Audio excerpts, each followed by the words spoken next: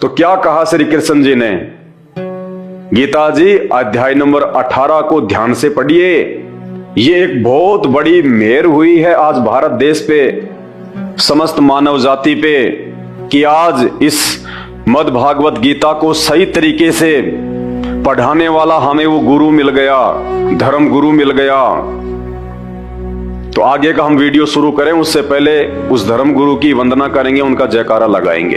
परमपिता परमात्मा, सारी सृष्टि के रचनहार, कुल मालिक, असंख्य ब्रह्मांडों के स्वामी, जगत गुरु, तीनों लोकों में प्रवेश करके सबका पालन पोषण करने वाले राजा धीराज, आत्माधार, नाथों के नाथ, देवों के देव महादेव, सर्वेश्वर महेश्वर, मृत्युंजय, अजरो अमर, आदि अनादि सनातनी प्रभु, जगत पिता जगदीश्वर, 1008 की उपाधि के वास्तविक अधिकारी, अकाल मूर्त सौद स्वरूपी राम, प्रथम पूजे, परम संत, परम पुरुष, परम दयालु, परम धनी, हक्का कबीर, सत्य कबीर, वासुदेव, सर्वगतम ब्रह्म, अल्लाह अकबर, अल्लाह ताला, जगत का तारणहार, जगत का मुक्तिदाता, संत शिरोमणि सतगुरु रामपाल जी भगवान के चरण कमल में आप और हम सभी भाई बहनों का अनंत कोटि दंडवत प्रणाम। अब हम चलते हैं वीडियो की तरफ कि महाभारत के युद्ध में श्री कृष्ण जी ने जो गीता जी का ज्ञान दिया, वो ज्ञान उन्होंने हमारे टाइम पास के लिए नहीं दिया, हमारे किसी मनोरंजन के लिए नहीं दिया, या घर में किसी की मृत्यु हो जाए तो उसके बाद में 2 दिन का पाठ करने के लिए नहीं दिया। ये उन्होंने इसलिए दिया है ताकि जब हमें मानव जीवन प्राप्त हो, ये मानव शरीर प्राप्त हो जो बड़े भाग्य से मिलता है, ये सबसे अनमोल योनि है, 84 लाख योनियां भोगने के बाद मिलती है, और इस योनि को प्राप्त करके वापस हम 84 लाख योनियों में ना जाएं, उसके लिए भगवान ने गीता का ज्ञान दिया।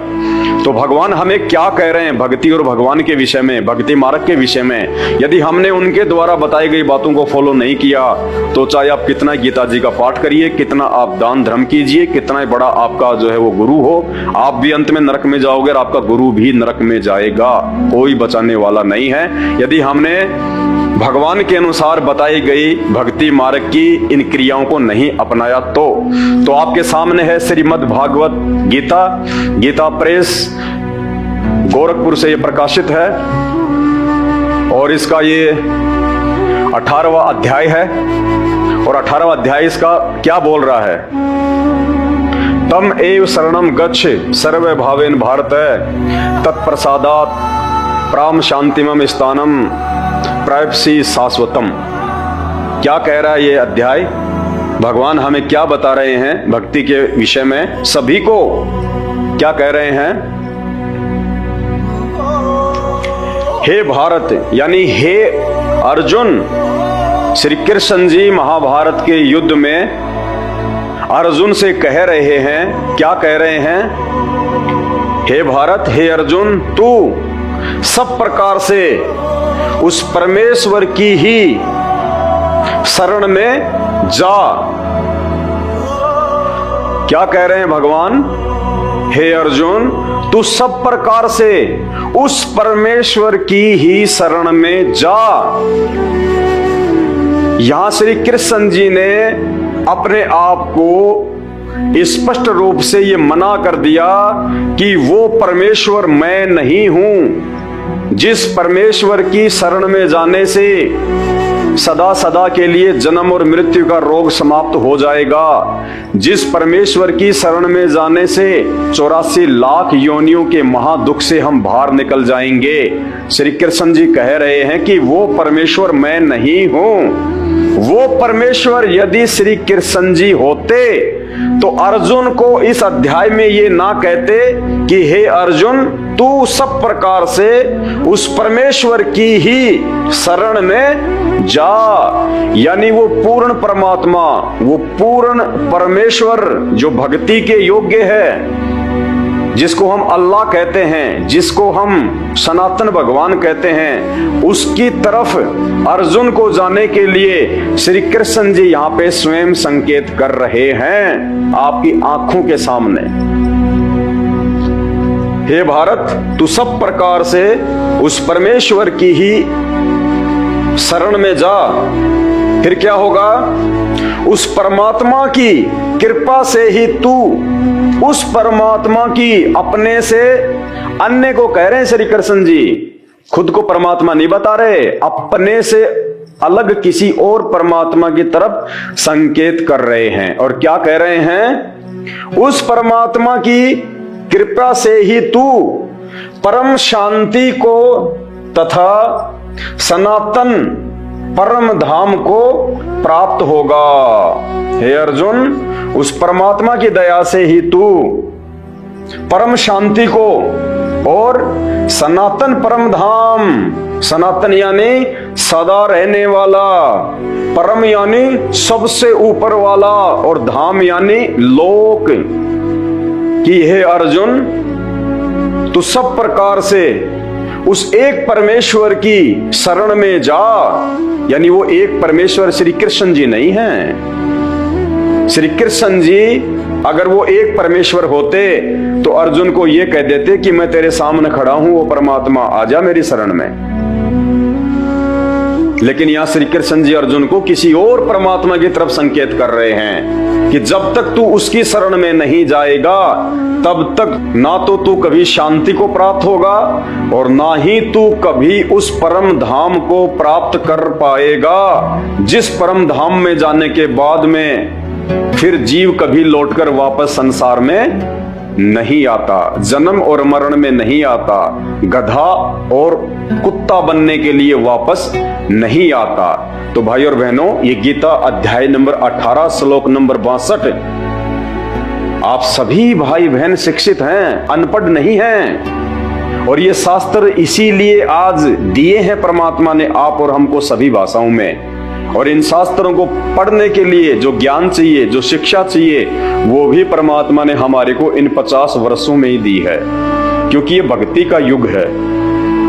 इस समय हम लोग उस परमात्मा को प्राप्त कर सकते हैं। हम सदा सदा के लिए उस शाश्वत स्थान में, उस परम धाम को हम जा सकते हैं, जिस परम धाम के विषय में श्री कृष्ण जी स्पष्ट रूप से यहाँ पे अर्जुन को संकेत कर रहे हैं। आप पढ़े लिखे हैं, मूर्ख नहीं हैं, इसलिए एक बार फिर से श्लोक को ध्यान से पढ़िए।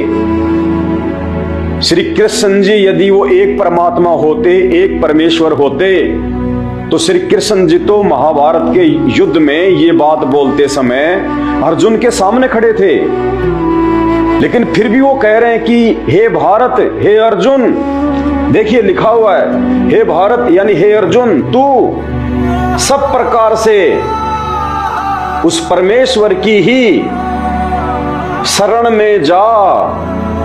अपने से अलग कोई और भगवान बता रहे हैं श्री कृष्ण जी, अपने से अलग कोई और जो है परमात्मा बता रहे हैं।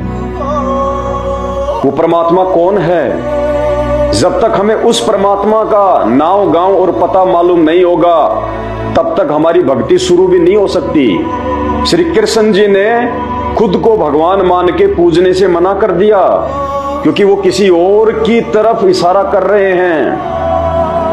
आप हॉस्पिटल में जाओ किसी अपने रिश्तेदार को लेके जिसको भयंकर रोग है, और हॉस्पिटल में जाते डॉक्टर उसको चेक करके कहे कि भाई साहब मेरे बस की बात नहीं है, यदि तुम सब प्रकार से इसके हर एक रोग से मुक्ति चाहते हो और शांति चाहते हो तो किसी और डॉक्टर की शरण में जाओ। इसका मतलब वो डॉक्टर तो फेल हो गया, उस डॉक्टर ने अपने आप को जो है छोटा साबित कर दिया कि जो रोग इसको है वो रोग काटना मेरे बस की बात नहीं है, तुम्हें किसी और की शरण में जाना पड़ेगा, किसी और हॉस्पिटल में जाना पड़ेगा। तो श्री कृष्ण जी हमारा ये जन्म मरण का रोग नहीं काट सकते, क्योंकि श्री कृष्ण जी यानी श्री विष्णु जी तो खुद जन्म और मरण के रोगी हैं। इसलिए अर्जुन को कह रहे हैं, सच्ची बात बता रहे हैं कि हे भारत, तू सब प्रकार से उस परमेश्वर की ही शरण में जा, उस परमात्मा की कृपा से ही तू परम शांति को तथा सनातन परम धाम को प्राप्त होगा। अब यदि कोई श्री कृष्ण जी के आगे अगरबत्ती जलाता है, घंटी बजाता है, राधे राधे करता है, हरे रामा हरे कृष्णा बोलता है, श्री कृष्ण जी की मूर्ति को अपने घर में लाके रखता है, उसी को भगवान मानता है, तो भाई श्री कृष्ण जी की इसमें कोई गलती नहीं है। क्योंकि यहां श्री कृष्ण जी ने अपनी पूजा के लिए स्पष्ट रूप से मना कर दिया, ये कह के कि अर्जुन तू सब प्रकार से उस परमेश्वर की शरण में जा और उसकी कृपा से ही तू शांति को और परम धाम को प्राप्त होगा। श्री कृष्ण जी ने फाइनल कर दिया कि मेरे बस की बात नहीं है तेरा जन्म मरण का रोग काटना, तुझे गधा कुत्ता सुअर बनाने से बचाना, मेरे बस की बात नहीं है। अब कौन है वो परमात्मा? जब श्री कृष्ण जी ने अगर ये बात बताई है तो समाधान भी श्री कृष्ण जी बताएंगे कि फिर वो एक भगवान कौन है, क्योंकि अर्जुन को तो मालूम ही नहीं है। अब श्री कृष्ण जी ही बताएंगे ये बात भी कि वो एक परमात्मा कौन है, कहां मिलेगा, क्या उसका नाम है और कैसे उसकी जानकारी प्राप्त हो। ये भी तो भगवान का ही काम है ना फिर बताना। अगर उन्होंने रास्ता बता दिया, उन्होंने ये बात बोल दी डॉक्टर ने कि भैया ये रोग काटना मेरे बस की बात नहीं है, मैं इतना बड़ा डॉक्टर नहीं हूं, अगर तुझे इसका ये रोग संपूर्ण रूप से कटवाना है तो किसी जो है दूसरे डॉक्टर की जो है वो शरण में जा। अब वो मरीज जो है वो क्या बोलेगा, डॉक्टर साहब फिर वो कौन डॉक्टर है, हॉस्पिटल का नाम बताओ, फिर हम तो अनजान हैं, हमें क्या पता, आप तो डॉक्टर हो, आपकी तो जान पहचान है, आप तो सब जानते हो। तो श्री कृष्ण जी बताएंगे अब हमें इसी गीता जी में कि वो एक परमेश्वर कौन है, वो एक परमात्मा कौन है और उसकी सही जानकारी कहां से मिलेगी, कौन दे सकता है जिससे तेरा 84 लाख का रोग कटे। सदा तू उस परमात्मा के लोक में चला जा, सचखंड में, सत्य लोक में, जो सभी लोकों से ऊपर है, जहां जाने के बाद में फिर कभी भी मृत्यु नहीं होती, कभी भी वहां पे बुढ़ापा नहीं आता, कोई रोग नहीं होता, कोई लड़ाई नहीं, कोई झगड़ा नहीं, कोई फसाद नहीं, कोई अमीर नहीं, कोई गरीब नहीं, सब मौज करते हैं, ऐश करते हैं। पहले सब वहीं पे थे, अपनी गलती से हम नीचे आ गिरे। ये एक चैप्टर है और इस चैप्टर को समझने के लिए आपने YouTube पे जाके सर्च करना पड़ेगा, सृष्टि रचना संत रामपाल जी महाराज। जब तक आप ये सृष्टि रचना को नहीं समझेंगे, नहीं सुनेंगे, आप अध्यात्म के विषय में कुछ भी नहीं जान पाएंगे। तो अब श्री कृष्ण जी हमें बताएंगे कि उस एक परमेश्वर के विषय में कौन जानता है, कौन बता सकता है कि वो एक परमात्मा कौन है, एक परमेश्वर कौन है जो सबसे बड़ा भगवान है, देवों का देव है और उसी की केवल पूजा करनी चाहिए। उसके अलावा कोई भी यहाँ पे पूजा के योग्य नहीं है, ना 33 करोड़ देवी देवता, ना ब्रह्मा विष्णु महेश, ना ये दुर्गा जी। तो कौन है वो परमात्मा जिस परमेश्वर की शरण में जाने के लिए श्री कृष्ण जी यानी भगवान अर्जुन को कह रहे हैं? उसका जवाब हमें मिलेगा अध्याय नंबर 4 और श्लोक नंबर 34 में, जो श्री कृष्ण जी बता रहे हैं। तो YouTube पे जब तक आप उनके द्वारा बताई गई सृष्टि रचना को नहीं पढ़ेंगे, नहीं समझेंगे, तब तक आपको किसी भी धर्म का कोई भी धर्म ग्रंथ समझ में नहीं आएगा। भाई और बहनों, 2 घंटे से मुझे थूक बिलोने का कोई शौक नहीं है। आप भी अपने कीमती समय में से थोड़ा बहुत समय निकाल के ये वीडियो देख रहे हैं, तो ये वीडियो देखने का फायदा उसी समय है जब आप संत रामपाल जी के सत्संग सुनना शुरू करें।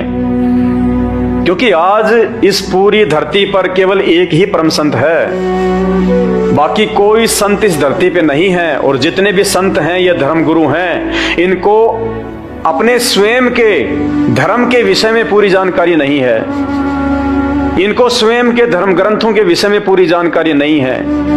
हिंदू धर्म गुरुओं को गीता जी और वेदों के विषय में पूरी और सच्ची जानकारी नहीं है। मुल्ला और मौलवियों को मुसलमान धर्म के विषय में, कुरान शरीफ के विषय में, तौरेत, जबूर और इंजिल के विषय में पूरी जानकारी नहीं है। जितने भी पादरी और पास्टर हैं, इनको बाइबल के विषय में पूरी जानकारी नहीं है। सिखों को गुरु ग्रंथ साहिब के विषय में जानकारी नहीं है।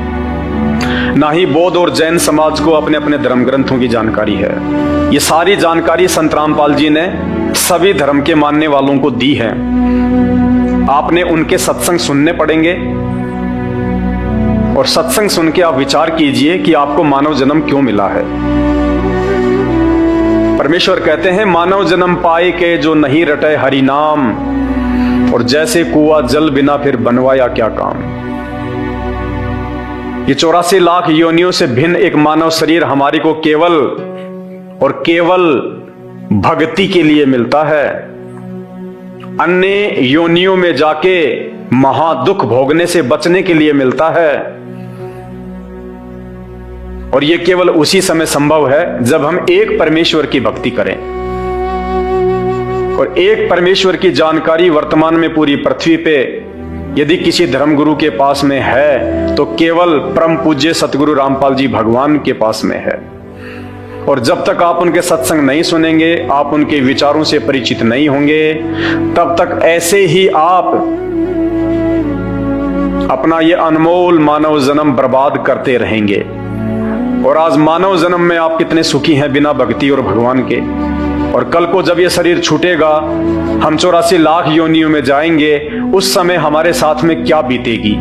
आज आप एक गधे का जीवन देख लीजिएगा, आज आप एक बैल का जीवन देख लीजिएगा, कितना महादुख भोगता है। सारा दिन खेत में चलता है, गाड़ी में उसको किसान जोतता है।